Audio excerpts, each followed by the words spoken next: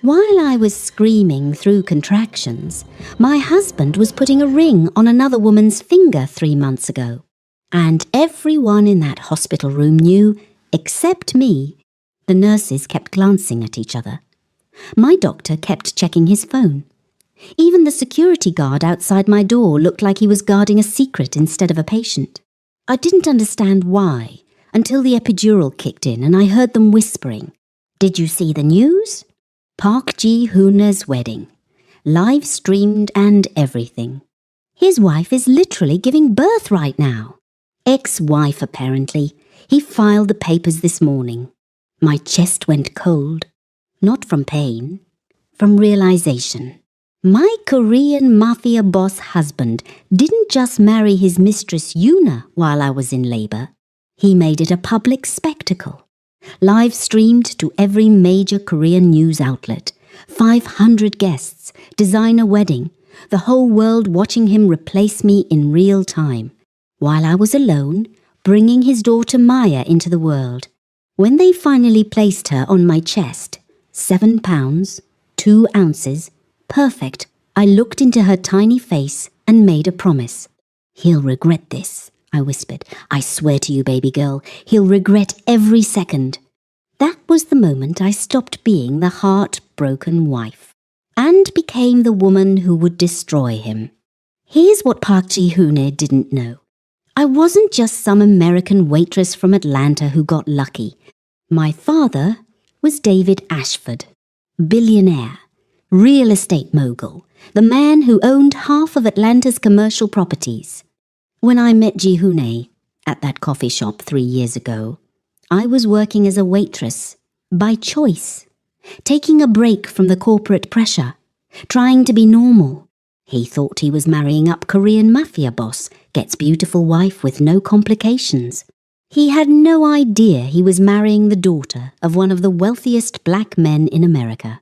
My father hated him from day one. That man is using you, he'd said before our wedding. You don't know him, Dad. I know men like him, and I'm not letting my daughter marry into that world unprotected. That's when my father did something Ji-hoon never expected. He had his lawyers draft the prenup. Buried inside the 70-page document was the moral turpitude clause, legal protection disguised as standard language. If Ji-hoon ever publicly humiliated me through infidelity, 70% of his assets would transfer to a trust for our children. Ji-hoon's lawyers skimmed it, thought it was about protecting his assets. They never realized it was a trap waiting to be sprung. The live-streamed wedding? That was documented proof of public humiliation. 500 witnesses. News coverage. Viral social media posts.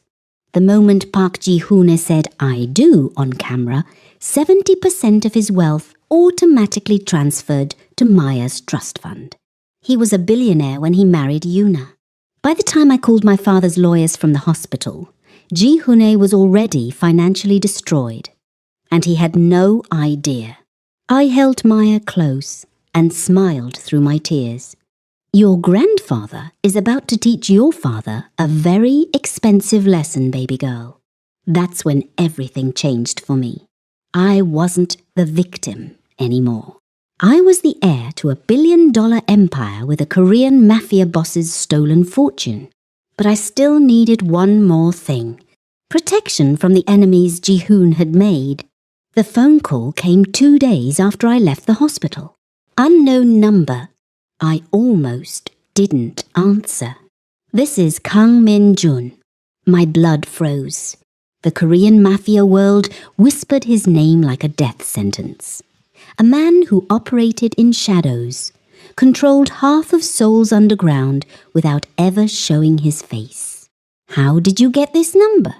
I know everything about Park Ji-hoon's life, including the fact that he just destroyed his own empire, marrying a woman who's been spying on him for a year. What do you want? To meet.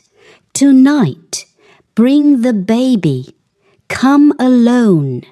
And if I refuse? Then the Han family, Yuna's real family, will find you within 48 hours. They already know about the prenup. They know Jihune can't pay the dowry he promised. And they know you're the reason why. My hands started shaking. Where? He gave me an address. Hung up. 3 hours later, I walked into a private office in Gangnam with Maya strapped to my chest. Kang Min-jun stood by the window. Didn't turn around when I entered. You're braver than I expected, he said. Or more desperate. Both.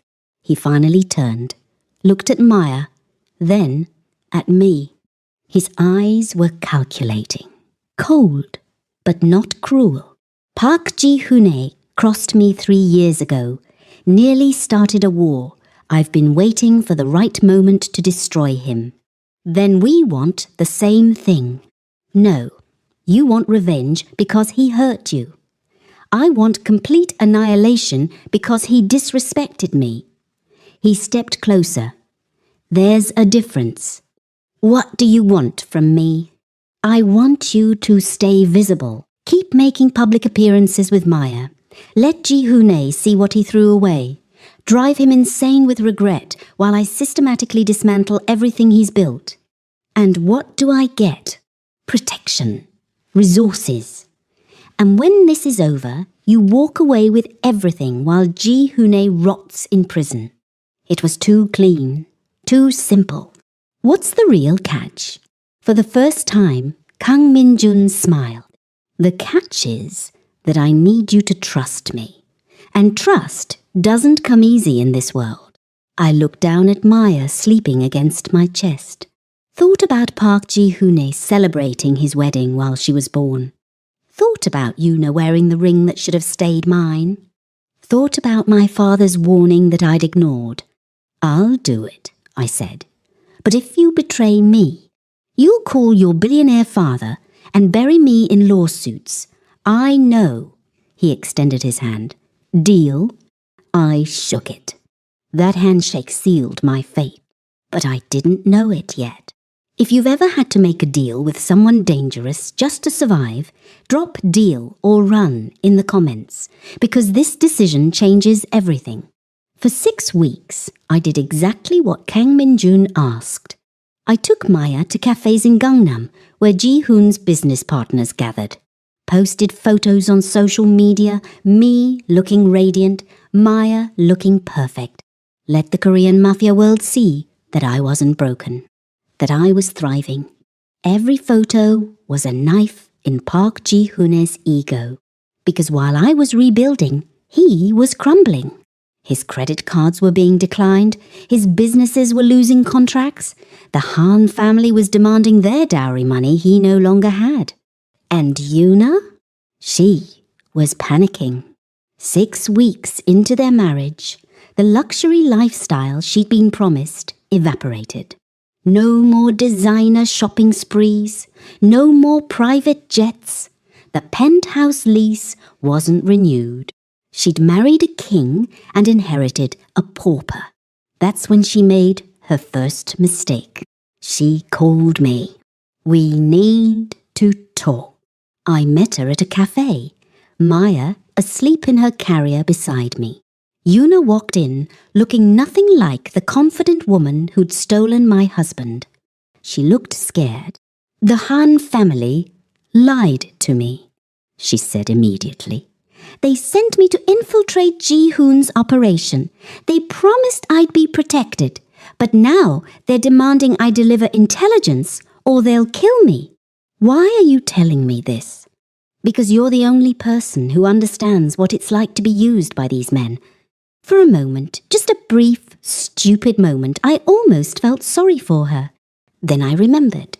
She knew what she was doing when she seduced my husband.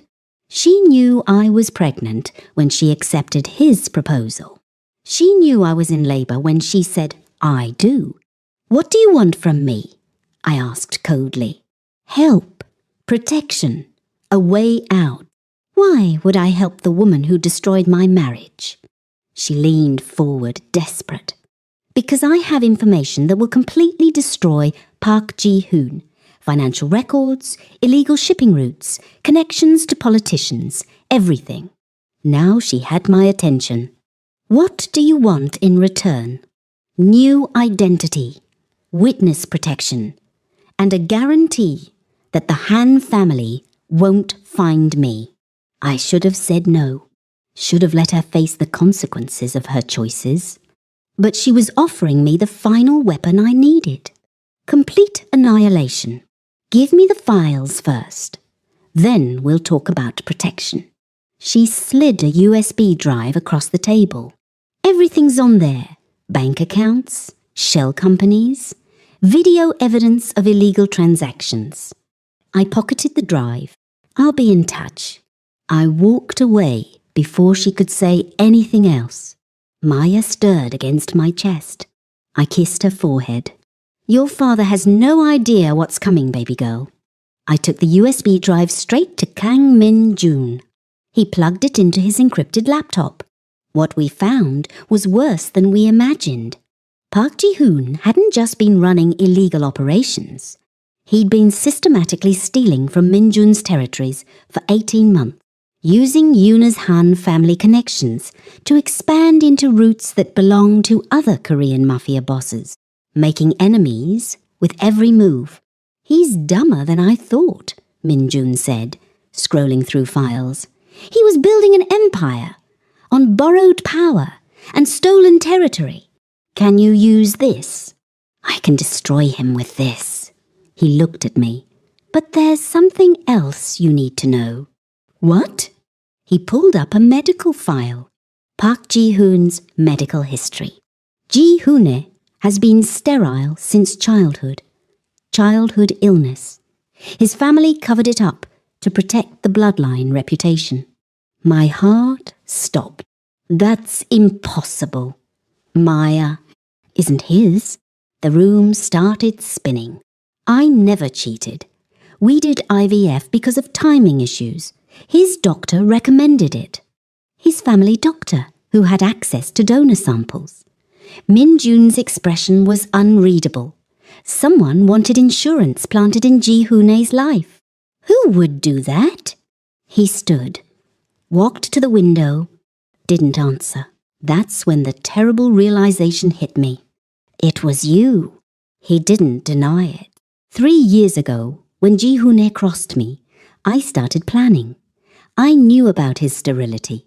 I paid off his family doctor, had my sample substituted at the IVF clinic. I couldn't breathe. You made Maya. I made sure Park Ji-hoon would raise my daughter in his house. The ultimate humiliation, my bloodline in his family. You manipulated my entire life. I gave you a daughter, gave you leverage, gave you everything you needed to destroy him. I wanted to scream, run, take Maya and disappear. But Maya was asleep upstairs in Min Jun's secure compound. My daughter, his daughter. Why didn't you tell me? Would you have believed me? Would you have trusted me? He turned to face me. You came to me desperate. I gave you protection, resources, a plan, and I never lied about wanting to destroy Ji-hoon. But you lied about Maya. I protected Maya, which is more than her legal father ever did. He was right, and I hated that he was right. What happens now? I whispered. Now? We finish what we started, use Yuna's files, destroy Ji-hoon completely, and then you decide. Decide what? Whether you can accept that the man who manipulated your life is also the only man who actually protected your daughter when it mattered. I looked at him dangerous, calculating, but undeniably the reason Maya and I were still alive. I need time. Take all you need, but know this, Ji-hoon is planning something, and we're running out of time. This just got complicated. Team forgive Min Jun, or team never trust him. Comment because I genuinely don't know what the right answer is here. 2 days later, Park Ji-hoon called. His voice was broken, desperate. I know about Maya. The DNA test. She's not mine. My blood went cold. How did you? Yuna told me, right before she disappeared with Han family money. He laughed bitterly. I've lost everything. My money, my wife, my daughter, even my reputation.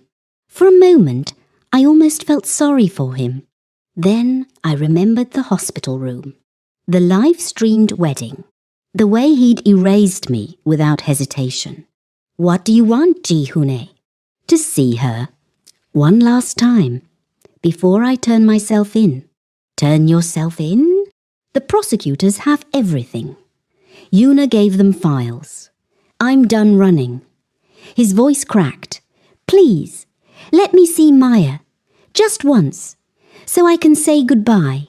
Every instinct screamed trap, but I heard something in his voice I'd never heard before. Genuine brokenness. The harbour. Tomorrow at dawn. You come alone. Thank you. He hung up. Kang Min-jun was against it. It's a trap. He'll try to take Maya. Use her as leverage. He sounded defeated. Defeated men are the most dangerous. But I needed closure. Needed to look Park Ji-hyun in the eyes one last time and know that he finally understood what he'd lost. I'm going. With security. But I'm going. Dawn broke over the harbour where Ji-hoon and I had our first date. He was already there. Alone. No guards. No backup. Just a broken man in a wrinkled suit. I approached with Maya in her carrier. Min-jun's security watched from a distance. Ji-hoon's eyes immediately went to Maya. She's beautiful, he whispered. Don't. I know I don't have the right, but I need to say it. He stepped closer. I loved you. Once. Before the power and the empire and the expectations consumed everything. You loved controlling me. Maybe. But there was a moment when you were just the waitress who smiled at me in that coffee shop where I thought maybe I could be different, be better. But you weren't. No, I chose the empire. Chose Yuna because she represented the alliance I needed. Chose everything except the one person who actually loved me. A tear rolled down his cheek. It was the first time I'd ever seen Park Ji-hoon cry. I'm sorry. For the hospital, for Maya, for destroying the best thing I ever had. I wanted to hate him. Wanted to feel nothing but contempt. But looking at him truly broken, truly defeated, I felt something unexpected. Pity. Maya will never know you as her father, I said quietly. But maybe someday, when she's old enough, I'll tell her you apologized. That at the end, you finally understood. That's more than I deserve. Police sirens in the distance. Getting closer. He smiled sadly. Yuna called them, didn't she? Yes. Good. Prison is safer than what the Han family would do to me. The police cars arrived. Officers approached. Park Ji-hoon looked at Maya one last time. Be better than me, little one. Then he turned to me. Take care of her. And yourself. And thank you for this. They led him away in handcuffs. I watched until the car disappeared. Kang Min-jun approached from behind. It's over. Is it? Ji-hoon is going to prison for 15 years. Yuna's in witness protection. The Han family has no leverage. You're safe. I looked down at Maya. What about us? You and me? That's up to you. You manipulated everything. My pregnancy, my daughter, my entire life. I did. And I'd do it again to protect her. He paused. But I'm giving you a choice now. Walk away with Maya and your father's money. Live normally, safely. I'll disappear from your lives. Or stay. Let me be Maya's father. Not because of manipulation, but because I want to be. That should have been an easy no. But over the past months, I'd watched Min-jun with Maya. The way he held her carefully, sang Korean lullabies, made her laugh. He wasn't just protecting an asset. He was loving his daughter. "I don't know if I can trust you," I said honestly. "I don't know if you should, but I'm asking anyway." I took a deep breath, looked at the sunrise over the harbour, thought about everything I'd survived. I need time, real time, to figure out who I am outside of revenge and survival. Take all the time you need. I'll be here. And if I decide to walk away, then I'll let you go, because you deserve the choice I never gave you before. For the first time since this nightmare began, I felt something close to peace. Not happiness, not yet, but the possibility of it. Park Ji-hoon got 15 years. Yoona got a new identity in Canada. The Han family moved on to other conflicts. And me? I moved back to Atlanta, to my father's estate, to the life I'd left behind. Maya grew, started smiling, started reaching for things, started looking more like Kang Min-jun every day.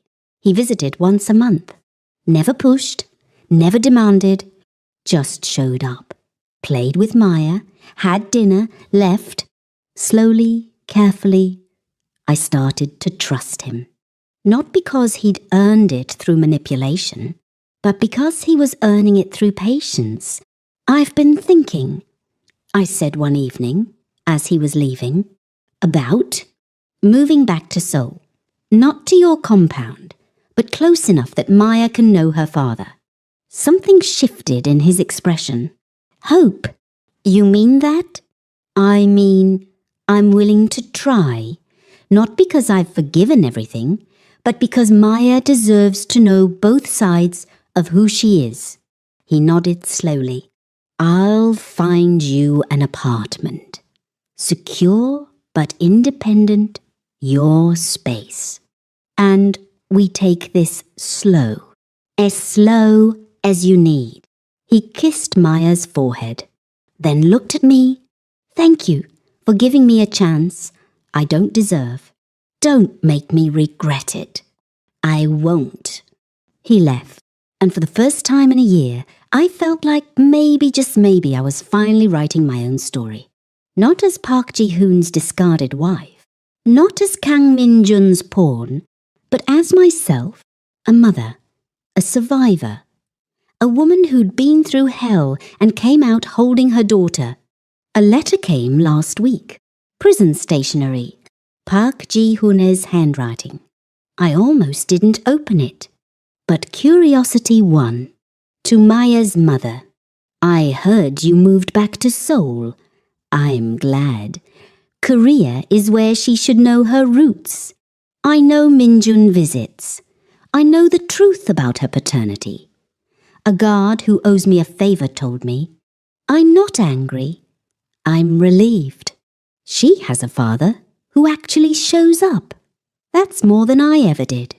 Tell her someday that her legal father was a fool who chose everything wrong, but her real father, he chose her. That's the difference. I'll spend the rest of my life regretting you, but I'll never regret that you survived me." Park Ji-hoon. I read it twice, burned it, didn't cry, because I'd already grieved the man I thought I married. This letter was just confirmation of who he really was and who I'd become. If this story changed how you see revenge and forgiveness, drop your location below and comment "Survivors." Because this isn't just a story, it's a reminder that the best revenge is living well. And subscribe, because part 3 might show what happens when the Han family comes back. You don't want to miss it.